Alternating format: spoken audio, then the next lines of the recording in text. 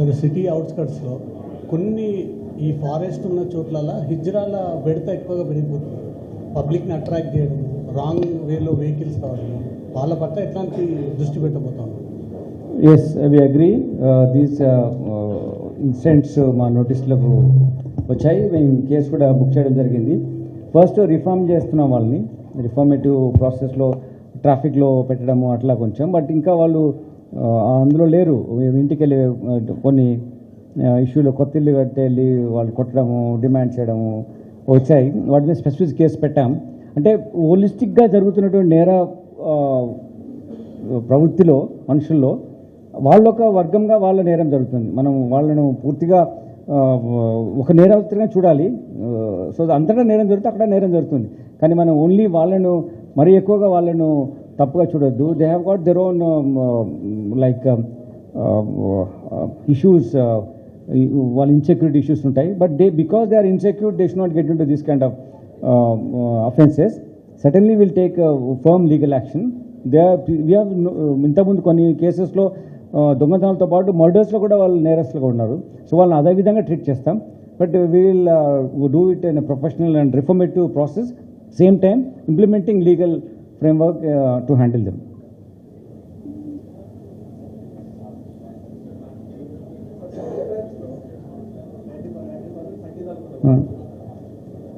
దాంట్లో last year కూడా ఈ ఇయర్ కూడా లాస్ ఆఫ్ ప్రాపర్టీ మెన్షన్ చేయట్లేదు. 20 crores అనేది మనం రికవరీ చూపిస్తున్నాం, 40 crores అనేది. సో కేసెస్ కౌంటింగ్ ఇస్తున్నాము. అసలు లాస్ ఆఫ్ ప్రాపర్టీ ఎన్ని కోట్లు పోయింది, ఎన్ని వందల కోట్లు లాస్ అయింది లేదు. అంటే మనం జనరల్గా మనం చూసాం కదా, మనం ఓవరాల్గా కన్విక్షన్ రేటు 74%, రికవరీ 69% జనరల్ క్రైమ్లో ఉంది. దీంట్లో అంతకన్నా తక్కువ ఉంటుంది. So you can take 2-3 times of that, at least 2 times of that ఉంటుంది. కాకపోతే దీంట్లో స్పెసిఫిక్గా కంప్లైంట్ కొన్నిసార్లు మనీ ఎంత అనేది కొన్నిసార్లు క్లియర్గా ఉండదు. కొన్నిసార్లు మనం అనుకున్న దానికన్నా ఎక్కువగా డిఫరెంట్ వేలో పోయి ఉంటుంది. Certainly it's a very good point and actually we should also mention it. ఫ్యూచర్లో అది కంపల్సరీ ఇన్వాల్వ్, అటువంటి లాస్ కూడా మేము మెన్షన్ చేస్తాం. అంటే బాగా అది జనాలు భయపడిపోతారని ఉండొచ్చేమో మా అధికారులు ప్రిపేర్ చేసేటప్పుడు. కొన్ని for societies goodness we need to keep those things. But we will be focus. Will next time onwards is a good suggestion actually. When we are coming up with our annual report, we must make a part of that, and we'll add it too also. In this report, we'll certainly add that also. I asked DCP Cybercrime to please give that information so that we'll do it, no problem. Sir, some time back MLC Mallanna office lo oka attack jarigindi kada sir, aa case status ఏంటి sir? అంటే ఆయన పైన అయిందా లేకుంటే మొన్న ఆఫీస్లో attack ఏదైతే జరిగిందో ఫైరింగ్ కూడా ఓపెన్ అయింది? దట్ లీగల్ ఫ్రేమ్వర్క్లో దాంట్లో ఏమేమి ఇన్వెస్టిగేషన్ జరుగుతుందో we have already look into that. Then FSL reports, firing, weapon usage అవన్నీ ఉన్నాయి. We're investigating to it. We certainly take action as per law.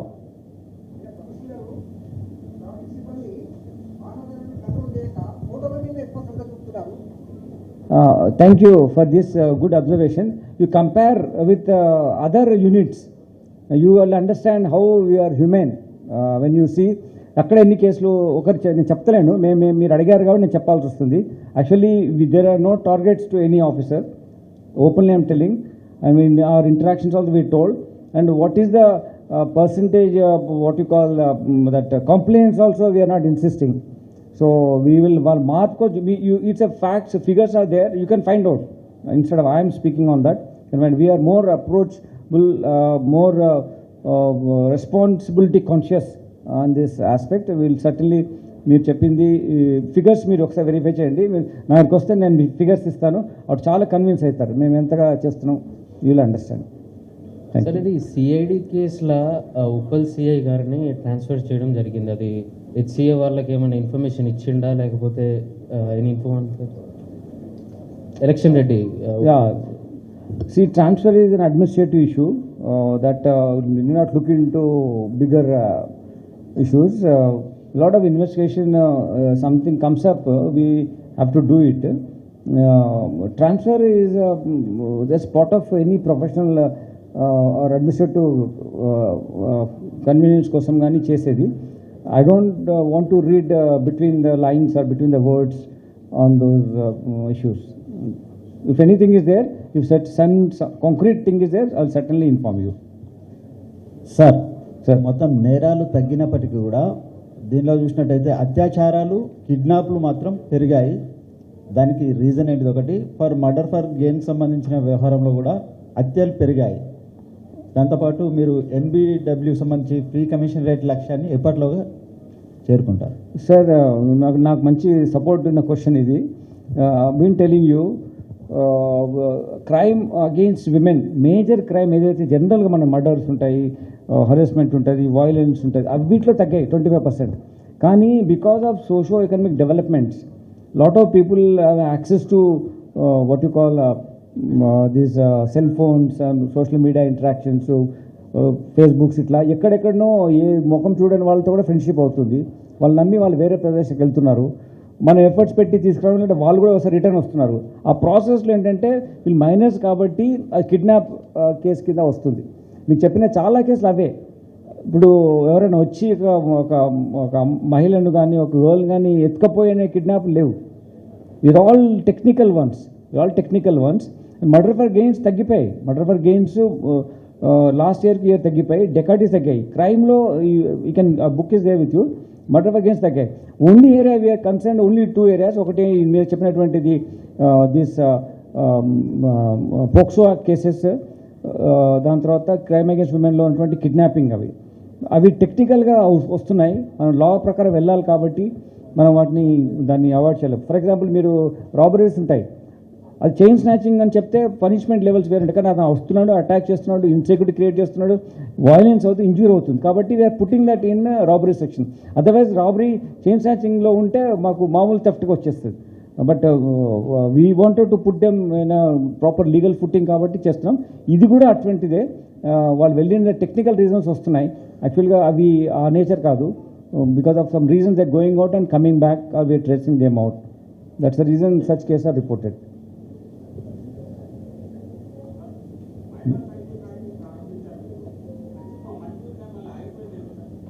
I don't think జరుగుతుంది. మీరే cover చేస్తారు రోజు, ఎందుకులే అని అంతే.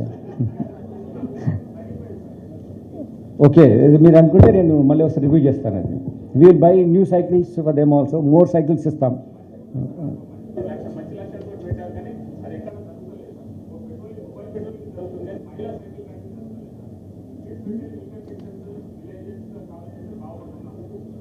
No, thank you for this observation. I will certainly improve. And మీరు నాకు మీ నంబర్ మాకు ఇవ్వండి, నేను మీకు మా ఆఫీస్ ద్వారా మీకు పోస్ట్ చేయిస్తాను ఎక్కడెక్కడ patrolling జరుగుతుంది. Will do it, certainly will do it. Good suggestion, please ma'am. Police patrolling అనేది పెంచారు. అలాగే ఇప్పుడు అక్కడ రాత్రి ఎందుకోసం అక్కడ రౌడీ షీటర్స్ అసలు ఇప్పుడు ఎంతమంది ఉన్నారు, ఏ విధంగా నడుస్తుంది? మనకు 1300 రౌడీ షీటర్స్ ఉన్నారు. దాంట్లో ఏంటంటే ఈ సంవత్సరము మనము అబౌట్ 75 రౌడీ షీట్స్ ఓపెన్ చేశాము. మీకు మహేశ్వరంలో lot of industries come up there. అది ఫ్యూచర్ సిటీ ఉంది. అక్కడ మహిళలకు భద్రత ఇవ్వాలనే అనే ఒక కాన్సెప్ట్ మన సోషల్ ఎథోస్లో ఉంది. మహిళలను గౌరవించాలి, మహిళలకు సెక్యూర్డ్ ఎన్విరాన్మెంట్స్ క్రియేట్ చేయాలని చెప్పేసి దానికోసమే షీ టీమ్స్ అని అట్లా పెట్టడము, లేకపోతే పెట్రోలింగ్ పెంచడము, మహిళల ద్వారా ఎక్కువగా ఈ విజిబుల్ పోలీసింగ్ చేస్తున్నాం. అదే భాగంగా చేస్తున్నాం. యాక్చువల్లీ మహిళ రిలేటెడ్ అఫెన్స్లు అందులో తగ్గాయి. మనకు వరీ ఏంటంటే ఓన్లీ ఈ అబ్డక్షన్, కిడ్నాప్స్, లవ్ అఫేర్ అట్లా వేరే బయటకు వెళ్ళడము, అట్లా రావడము. పోక్సో యాక్ట్ కేసెస్, చిన్న అమ్మాయిలు కూడా వేరే నేర ప్రవర్తన వాళ్ళ మీద నేరం చేయడం, లేకపోతే వీళ్ళు తెలియకుండా ఫ్రెండ్స్తో బయటకు వెళ్ళి అది అల్టిమేట్ పోక్సో లాగా అవ్వడం జరుగుతుంది. This is general trend in the society now. మీరు చెప్పినట్టుగా మా ఇంటెన్సిఫై చేయడం పెట్రోలింగ్ అని అంటే there is no other connection. We wanted to make that area more safe and secure because we are inviting people from world to invest there, and that is the future of our Telangana. Sir Rachakonda కమిషనరేట్లో ఎక్కువ స్థిరాస్తి నేరాలు బాగా జరుగుతున్నాయి. ఆ స్థిరాస్తి నేరాల్లో బాధితులకు ఎట్లాంటి సహాయం అందుతుంది మన కమిషనరేట్ ద్వారా? బేసికలీ మనకు స్థిరాస్తి నేరాలపైన మనకు ఒపీనియన్ తీసుకొని వెళ్ళడానికి ఒక లీగల్ సిస్టమ్ ఉంది. లీగల్ ఎక్స్పర్ట్స్, లీగల్ అడ్వైజ్ ఉన్నారు. డీజీ గారి ఆఫీస్లో కూడా మాకు ఈ విషయాల మీద అడ్వైజ్ తీసుకోవడానికి, ఆపరేట్ చేయడానికి ప్రొఫెషనల్గా ఒక రౌండ్ ద క్లాక్ ఉన్నటువంటి ఒక టీం ఉంటుంది. మేము వాళ్ళతో మాట్లాడి లీగల్ ఇనిషియేటివ్స్ తీసుకోవడానికి అవకాశం ఉంది. మా దగ్గర యూఓడబ్ల్యూ ఒక పోలీస్ స్టేషన్కు ఒక డీసీపీ ర్యాంక్ ఆఫీసర్తో పాటు కన్సర్న్ స్టాఫ్కు ఇవ్వమని మనము ప్రభుత్వానికి ప్రభుత్వం కూడా ఇన్ ప్రిన్సిపల్ అగ్రీ చేసింది. అవి once they in writing orders వస్తే మనం ఫుల్ ఫెచ్ నిర్వర్తిస్తాము. బట్ ఇప్పుడు దాన్ని మనము సైబర్ క్రైమ్స్లో అవసరం ఉంటే క్రైమ్స్లో రెండిట్లో కలిపి మేము పెట్టాము. అక్కడ ఇద్దరు అధికారులు కూడా ఆపరేట్ చేస్తున్నారు. It's a good aspect. Need for our focus ఎక్కువ పెట్టాల్సిన aspect. Will certainly do on that. Sir ఇది రాత్రిపూట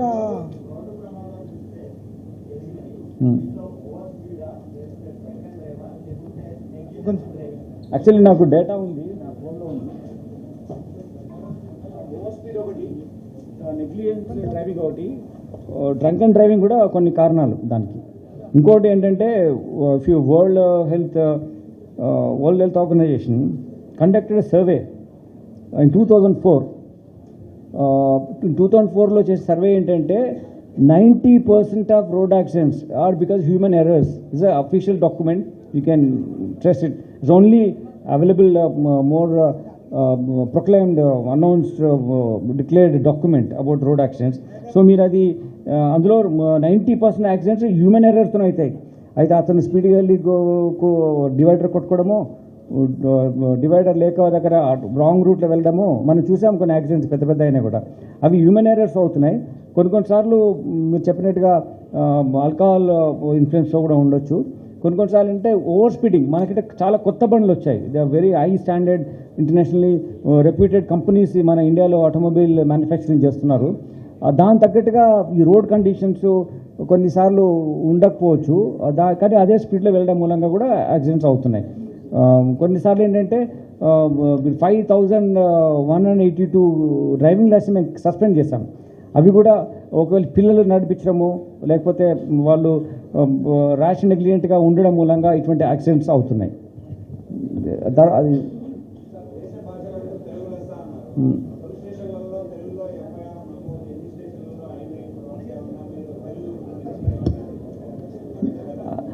అందుకోసం నేను సగం స్పీచ్ తెలుగులో ఇచ్చాను.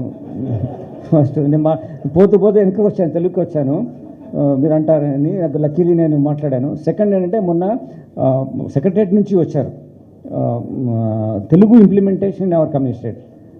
మన దగ్గర మా ఆఫీస్లో అన్ని బోర్డ్స్ తెలుగులో పెట్టాము. దాని తర్వాత తెలుగులో చాలా మటుకు కమ్యూనికేట్ చేయాలని చూస్తున్నాము, చాలా మటుకు అటువంటి సమాచారం అందించాలని చూస్తున్నాం. కానీ ఒక్క రోజులో మారదు. మనం ఏంటంటే మనము గ్రో అయిన సిస్టమ్ వేరు. మనం చదువుకునే చదువులు కానీ ఇంత ఇండస్ట్రియల్ డెవలప్మెంట్ అవ్వడము, ఐటీ సెక్టర్ ఇండస్ట్రీ ఉండడము, చాలా అడ్వాన్స్డ్ ఉండడము, దేశంలోనే అత్యున్నతమైన పర్ క్యాపిటల్ ఇన్కమ్ ఉన్నటువంటి సిటీగా మనకు కావడము, మన రాష్ట్రం కావడం మూలంగా మనకు ఎక్కువ ఇంగ్లీష్ మీదనే చదువుకున్నాం, ఎక్కువ ఉన్నాం. కానీ కొన్ని రాష్ట్రాల్లో మన నార్త్ ఇండియా నుంచి వస్తాయి, అక్కడ హిందీలో ఉంటుంది, లేకుంటే మరాఠీలో ఉంటుంది, లేకుంటే గుజరాత్లో నాకు అర్థం ఎట్లా కావాలి చదవలేంగా. అంటే దీనివల్ల అందరికీ అర్థమవుతుంది కాబట్టి మనం ఈ భాషను ఎక్కువ చేస్తాం. ఎవరికైతే ఈ భాష రాదు, ఎవరికైతే వాళ్ళ ప్రాబ్లమ్ని ఎక్స్ప్లెయిన్ చేయడానికి ఈ భాష అంటే తెలుగు తప్ప వేరే భాష రాదు, ఉర్దూ తప్ప వేరే భాష రాదు, హిందీ తప్ప వేరే భాష రాదంటే వాళ్ళ తగ్గట్టుగా మనము ట్రాన్స్లేట్ చేసుకొని చేస్తున్నాం. కానీ కరెక్టే మీరు అన్నట్టు ఒకటి అంటారు కదా, మనం ఇద్దరు తెలుగు వాళ్ళు ఉంటే మనం ఇంగ్లీష్లోనే మాట్లాడుకుంటాం, we don't speak in Telugu. అదే మన ప్రాబ్లం, మన అప్బ్రింగింగ్ అట్లా ఉంది. సార్ ఇది ఆపరేషన్ చెపుత్ర ఇప్పుడు అప్డేట్ కావాలి సార్. ఏమంటారు? ఆపరేషన్ చెపుత్ర అని పెట్టారు కదా సార్. ఆపరేషన్ చెబుత్రాను మేము డిఫరెంట్ నేమ్తో చేస్తున్నాము. ప్రతిరోజు మా డేటా మీకు కావాలంటే ఇస్తాను, మీరు ఇవ్వండి. ఒక 300 నుంచి 400 వెహికల్ నైట్ టైం చెక్ చేస్తున్నాం మేము. 2 వీలర్స్ 3 వీలర్స్ డేటా మాకు ఒక రోజు ఇవ్వాలి కదా, ఒక రోజులో క్రియేట్ చేయొచ్చు. లాస్ట్ 3-4 మంత్స్ నుంచి డేటా మీకు ఇస్తాను. మీరు not put in that name చెబుతారు, అట్లా కాకుండా మోడర్న్ వేలో వాళ్ళకు సెన్సిటైజ్ చేస్తున్నాము. ప్రతి వెహికల్ నైట్ టైంలో అనవసరం రోడ్ల మీద తిరగడం ఆపుతున్నాము. మనకంటే పెద్ద ఇష్యూస్ మీకు టచ్ వుడ్ పెద్ద ఇష్యూ జరగలేదు, ఇట్లా నైట్ టైంలో కొట్టుకొని చేసినవి జరగలేదు.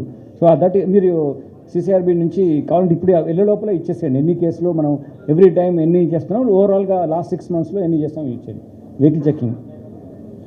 Sir Santosh from Andhra Prabha sir ఇక్కడ.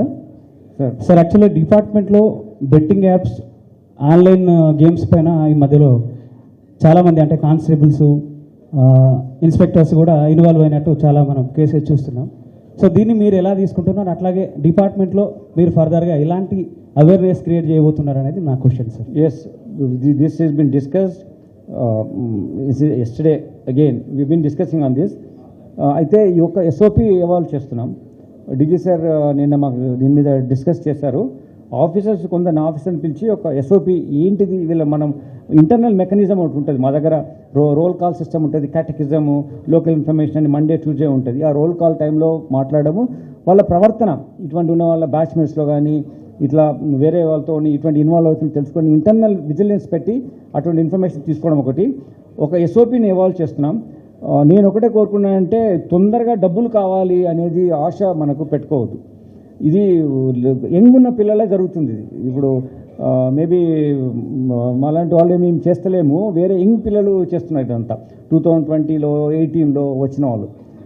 దానికి కూడా ఏంటంటే సొసైటీలో ఉన్నటువంటి ప్రెషర్స్, ఈజీ మనీ కావాలా, అది 1-2 సార్లు వచ్చేసరికి అదే వస్తాను వెనక పడడము, తర్వాత పియర్ గ్రూప్ ప్రెషర్ వల్ల అరే నాకు వచ్చింది డబ్బులు అని చెప్తే ఇతను కూడా ఇన్వెస్ట్ చేయడము, చాలా హ్యూజ్ లెవెల్లో ఇన్వెస్ట్ చేసి నష్టపోతున్నారు. అది మేము కూడా చూసాము. ఇదేంటంటే అగైన్ మీరు ఇందాక చెప్పినటువంటి ఇది మార్జినలైజ్ ట్రాన్స్జెండర్స్కు చెప్పినప్పుడు ఇది కూడా సొసైటీలో భాగమే. మేము పోలీసు కూడా సొసైటీలో సివిలియన్సే. మేము కూడా అతనికి ఫ్యామిలీ ఉంటుంది, అతనికి సోషల్ నీడ్స్ ఉంటాయి, అతనికి ఫ్రెండ్ సర్కిల్ ఉంటుంది, సివిలియన్ ఫ్రెండ్స్ ఉంటారు. అందులో అతను ఇంటరాక్షన్లో వాళ్ళ ఫ్రెండ్స్ అలా చేస్తున్నట్టు ఇతను చేస్తున్నాడు. బట్ మన ప్రొఫెషనల్స్ కాబట్టి we need to be more careful.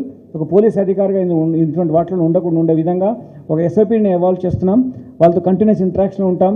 అంతేకాకుండా ఇంటర్నల్ మెకానిజం ప్రతి డీసీపీ ఆఫీస్లో, ఏసీపీ ఆఫీస్లో, పోలీస్ స్టేషన్ లెవెల్లో ఇంటర్నల్ మెకానిజం విజిలెన్స్ పెట్టి ఇటువంటి వాళ్ళందరినీ ఇప్పుడు నేను ఏం చేస్తామని నేను ముందే చెప్తా వాళ్ళు ఇంకా అలర్ట్ అవుతారు, అవన్నీ చెప్పము. కానీ మేము చాలా సీరియస్గా ఆలోచిస్తున్నాం.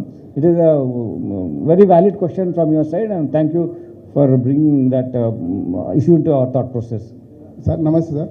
సార్ ఉప్పల్లో మ్యాచ్లు, ఐపీఎల్ మ్యాచ్ కానీ ఏదైనా మ్యాచ్లు పెట్టినప్పుడు పోలీసులు మొత్తం ఉపయోగించి బందోబస్తు విజయవంతంగా చేస్తున్నారు సార్. కానీ చేసిన తరపున మనం వీఐపీలకు ఎక్కువ ఇంపార్టెన్స్ ఇస్తున్నారు. మామూలు వాళ్ళు ఉన్నప్పుడు మాత్రం పబ్లిక్ మాత్రం కొంత ఇబ్బంది పడుతున్నారు సార్. మీ బందోబస్తు పెట్టినప్పుడు హెచ్ఏ వాళ్ళు మీకు ఏమైనా పేమెంట్ చేస్తున్నారు సార్? ఇంతవరకు ఏమైనా బాకాయి ఉందా హెచ్ఏ నుంచి మనకు వాళ్ళకి ఇచ్చిన సర్వీస్కు మనకి ఏమైనా చేస్తున్నారు అనేది ఒకటి సార్. ఇంకొకటి సార్, మన రాచకొండ పరిధిలో చాలా పోలీస్ స్టేషన్లు పాత బిల్డింగ్లలో లేకుంటే వేరే బిల్డింగ్లలో ఉన్నాయి సార్. శిథిలావస్థకు చేరిన బిల్డింగ్లు కూడా ఉన్నాయి. మన ఉప్పల్లో కూడా దాదాపు చాలా సంవత్సరాల క్రితం కట్టిన బిల్డింగే సార్. అటువంటి వాటిని ఏదైనా రెనోవేట్ చేసే అవకాశాలు ఉంటాయా? పాత క్వార్టర్స్ కూడా శిథిలావస్థకు చేరి కూలిపోతున్నాయి సార్, అవి కూడా ఏమైనా తీసేసే అవకాశం ఉందా? చాలా పెద్ద క్వశ్చన్ అడిగారు. మరి నేను ఒకటి ఆన్సర్ చేస్తానులా. పాత క్వార్టర్స్ ఉన్నాయి కరెక్టే. ప్రభుత్వం కూడా మా డిపార్ట్మెంట్ మేము అడుగుతున్నాం ఏంటంటే మా అధికారుల జీతాలు పెరిగాయి. ఇప్పుడు ఒకడు ఏంటంటే ఊర్లలో ఎక్స్ట్రీమిజం దూరంగా ఉండి పిల్లలు ఒక దగ్గర ఉండి వాళ్ళు ఉన్నాం కాబట్టి క్వార్టర్స్ అవసరం వచ్చేవి.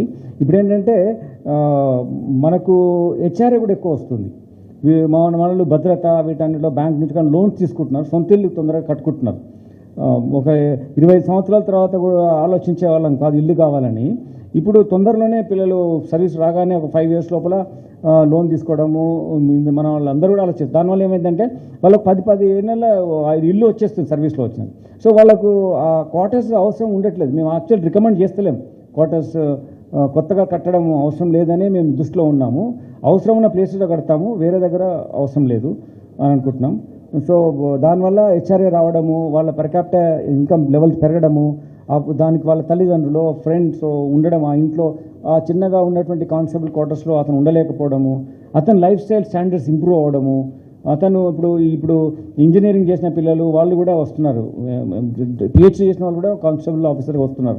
సో వాళ్ళ యొక్క ఆలోచన విధానం వేరుంటుంది. అతను వేరే ఇంప్రూవ్ కావాలని చూస్తాడు కెరియర్ గ్రోత్ కోసం. కానీ ఒక కంప్యూటర్ కావాలా, చదువుకోవాలా, ఒక రూమ్ కావాలని ఉంటుంది. ఈ విధంగా కొన్ని అవసరం ఉంటాయి కాబట్టి మేము అవి చేస్తలేము.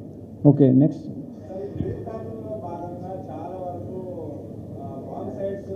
యా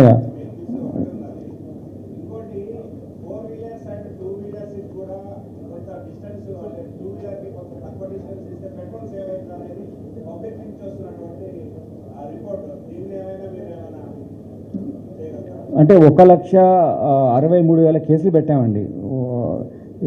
రాంగ్ సైడ్లో వచ్చింది, దాంట్లో యూటర్న్ తప్పు తీసుకొని ఇట్లా వస్తుంది. మరి రోజు కేసులు పెట్టడం కన్నా అవేర్నెస్ క్రియేట్ చేయడం చూస్తున్నాం. మీరనేది నేను చదువుకున్న రోజులో, నేను డిగ్రీలో ఉన్న రోజుల్లో ఒక 30 సంవత్సరాల కన్నా ఎక్కువ ముందు చూస్తే ఆ రోజు ఒక ఫ్రెండ్లో డిస్కస్ చేస్తున్నాం. టోటల్గా సిగ్నల్, ట్రాఫిక్ సిగ్నల్ దగ్గర ఒక 40 సంవత్సరాల కింద ఆర్ మేబీ 25-30 ఇయర్స్ కింద 38,000 లీటర్స్ పర్ మినిట్ ఖర్చు అవుతుందని ఒక లెక్క ఉంది, ఒక స్టాటిస్టిక్స్ ఉంది. So that is what you call development ఉన్నప్పుడు కొన్ని ఇటువంటి నెసెసరీ ఎక్స్పెండిచర్స్ ఉంటాయి. అందరం వెహికల్స్ వాడుతున్నాం, దానికి మనం అందరం మరి ట్రాఫిక్ సిగ్నల్ పాటించాలా, ఆగాల. యాక్చువల్లీ దానికోసం మనం ఏం చేయాలంటే ఇప్పుడు కార్ పూలింగ్ అనేది తీసుకురావాలా, మనం పబ్లిక్ ట్రాన్స్పోర్టేషన్ వాడాలి ఎక్కువ. ప్రతి చిన్నదానికి మనమే కారులో వెళ్ళాలి. మీరు చూశాను, మొన్న ఒక ప్రోగ్రామ్ జరిగింది, అక్కడ 24,000 మంది వచ్చారండి.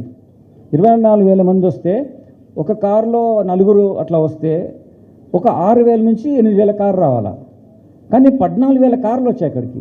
నేను స్వయంగా చూశాను, BMW లాంటి పెద్ద పెద్ద కార్లలో ఒక్కడే డ్రైవ్ చేసుకుంటూ వస్తున్నాడు. ఇది డజంట్ అతని సోషల్ రెస్పాన్సిబిలిటీ లేదా? వచ్చినప్పుడు 2-3 పెట్టుకుంటే వేరే వాళ్ళకు రాగలుగుతారు, కార్ పూల్ చేసుకోవచ్చు కదా. మనమే రెస్పాన్సిబుల్గా ఉండట్లేదు. మనమే ఉండడం మూలంగా ఇటువంటిది ఎక్కువ ట్రాఫిక్ రోడ్ మీద వస్తుంది, కంజెషన్ పెరుగుతుంది. 18,000 వెహికల్స్ పర్ కాల్ ఇయర్ వస్తున్నాయి కొత్తవి. కాబట్టి ఇటువంటి వస్తాయి. ఇంకా మనం భోజనం చేద్దాం, క్వశ్చన్లో ఉందామా? నాదే ఎక్కువసేపు అయింది, నేను నా అంతసేపు అయితే అనుకోలే. నేను మా డీసీపీ గారిని అడిగాను, ఎంతసేపు అయిందంటే ఐ వాజ్ ఫ్లబర్గాస్టెడ్. అరే ఏం ఇంతసేపు చెప్పినా ఎంత అని చెప్పేసి. ఎనీవే